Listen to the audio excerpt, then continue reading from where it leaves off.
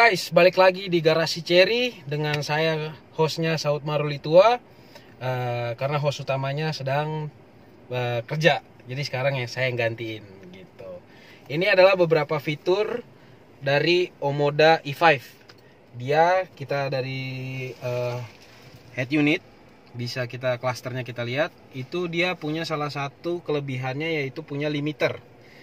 Jadi kalau limiter itu kita tinggal pencet, di sini ada tulisannya limiter. Di sini ada tulisannya limiter. Ini kalau dipencet nanti dia muncul di sini.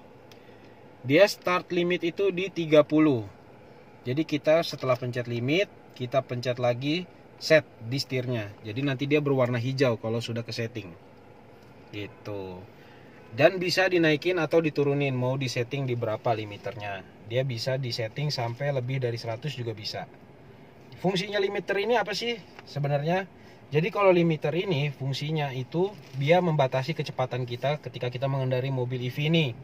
Pertama, jadi kalau misalnya kita ke dalam keadaan mobil baterainya sudah tipis, itu bisa dilimit, jadi berkendaranya tidak terlalu boros atau mengurangi depresiasi baterainya lebih parah gitu. Walaupun mobil ini sebenarnya juga sudah punya recovery energy gitu. Terus juga fungsi lainnya adalah apa? Ketika yang belum terbiasa bawa mobil EV ini, dia bisa belajar di limit dulu tenaganya, karena brutal tenaga mobil EV ini 390 Nm. Jadi ketika dia di limit, jadi si pengendara yang baru mencoba EV itu tidak kaget karena terlalu kencang mobilnya gitu. Jadi fungsinya limiter itu ada buat ngehemat baterai, buat yang baru belajar megang mobil EV kayak gitu. Terus mobil EV ini juga banyak pengaturannya di head unitnya. Ini kita nyalain dulu. Kita bisa ngeceknya di vehicle setting. Di sini ada tulisannya vehicle setting. Ini kita klik. Di vehicle setting ini ada beberapa, ada banyak. Ini adalah salah satu quick controlnya. Jadi kalau misalnya mau buka pintu, kita bingung kok nggak ada di handle pintunya buat buka pintunya. Di sini ada. Di sini buat buka pintu atau kunci pintunya, gitu. Atau mau ngekunci jendela biar anak-anak atau teman-teman yang naik mobil ini nggak bisa main-mainin buka jendelanya, kayak gitu. Terus juga di sini tuh ada pengaturan buat mode berkendara, ada ekonomik, ada normal, ada sport. Normal mode, sport mode. Nanti ada suaranya dia. Walaupun sebenarnya di sini di bagian sini tuh di bagian sini itu ada buat pengaturan modenya. Di sini mode buat berkendaranya ada ekonomik, ada sport dan normal. Serta di sini ada pengaturan buat kondensor AC-nya. Jadi kalau misalnya dia nggak nyala nih lampunya nggak nyala, dia itu nggak keluar AC-nya, cuman kipas doang. Jadi nggak dingin mobilnya gitu. Terus di sini ada buat defogger kacanya nih, ada 2. Terus di sini ada hazard. Ini hazardnya. Terus di sini di samping mode ini itu buat matiin layar head unitnya kalau misalnya nggak dipakai atau mau dibikin gelap, jadinya dia tampilannya seperti ini, gambar jam doang gitu. Gambar jamnya pun bisa diganti-ganti. Nah, bisa diganti-ganti sesuai keinginan kita aja. Dia ada 3, ada yang jam analog biasa bulat, jam digital kayak gini dengan tanggal dan hari. Terus juga ada yang kayak gini, sama digital juga, cuman dia lebih besar aja gitu. Terus lanjut lagi di vehicle setting itu ada lagi pengaturan buat steering force. Steering force itu apa? Kayak jadi setirnya nggak terlalu enteng. Jadi ada yang mungkin maunya setirnya agak berat atau apa. Nah ini steeringnya ini bisa ngikutin sesuai dengan mode berkendara kita, mau pakai normal atau mau pakai sport gitu. Terus di sini ada rear tailgate opening height setting. Ini apa fungsinya? Fungsinya ini itu untuk nanti buat ngebuka pintu belakang, dia mau setinggi apa, mau selebar apa, itu bisa disetting dari sini.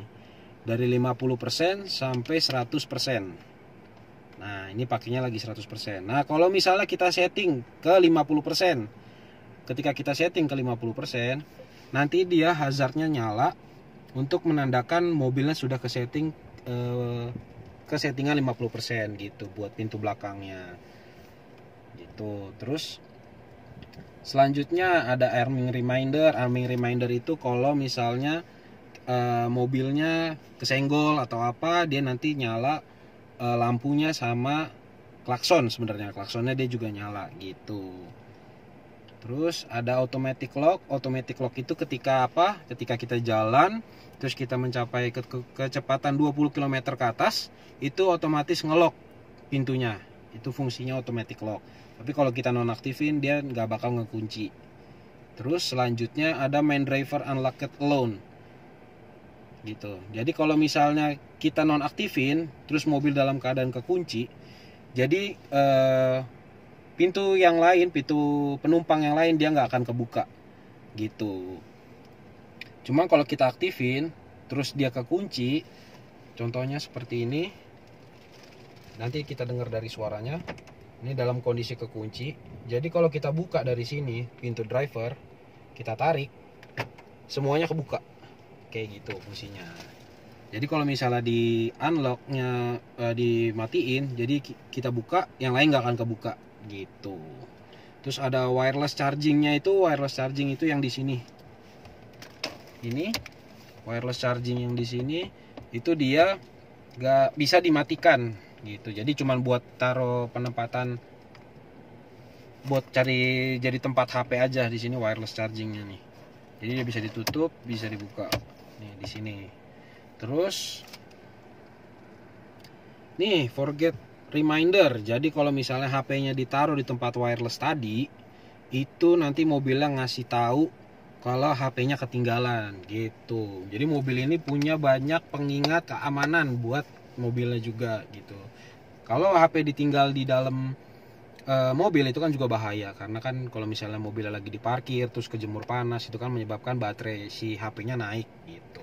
Jadi fungsinya itu buat keselamatan juga, buat keselamatan si pengguna mobil dan mobilnya juga. Terus ini ada steering wheel button customize gitu. Jadi di setirnya ini bisa di customize nih yang di sini nih. Jadi dia kalau misalnya dipencet itu nanti keluarnya kemana? Bisa ke vehicle setting atau ke audio source switch-nya gitu. Jadi buat pengaturan suaranya gitu. Kalau misalnya dipencet yang ini nih, bagian ini nih gitu. Terus selanjutnya kita juga ada maintenance tips-nya di sini. Terus ada pengingat juga buat maintenance-nya di sini. Maintenance day, terus maintenance mileage-nya berapa itu ada semua di sini. Terus di drive mode memory. Jadi kalau pakai mobil EV ini, kalau misalnya terakhir kita pakai ke mode sport, terus kita sudah selesai memakainya, terus kembali mau lanjut lagi berkendara, ketika kita nggak ngaktifin drive mode memorinya ini, dia akan kembali lagi ke eco gitu, balik lagi ke mode pertamanya dia, kembali lagi ke mode utamanya dia itu pasti ke eco gitu. Tapi kalau kita pakai drive mode memory, dia bakal standby di sport terus kayak gitu. Terus ada lagi nih sama wiper sensitivity. Wiper sensitivity itu apa? Itu fungsinya buat kalau misalnya lagi keadaan mau hujan. Jadi di Omoda EV ini itu settingan mobilnya itu udah semua full auto, maupun wiper juga itu udah auto. Di sini ada settingannya auto. Jadi kalau misalnya dibikin ke auto, terus wiper sensitivity-nya kita atur, jadi dia ngelihat dari curah hujannya, dari radarnya nangkepnya lebih sensitif. Walaupun sudah baru dikit doang nih airnya, dia langsung nge-wipe buat ngebersihin kacanya gitu.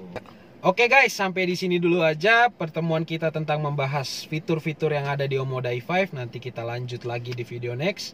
Untuk selanjutnya jangan lupa like, follow, dan subscribe ya guys ya. Dengan Garasi Cherry itu ada di YouTube, di TikTok, dan Instagram. Kalau mau kontak saya nanti ada di nomor sini ya guys. Sampai jumpa.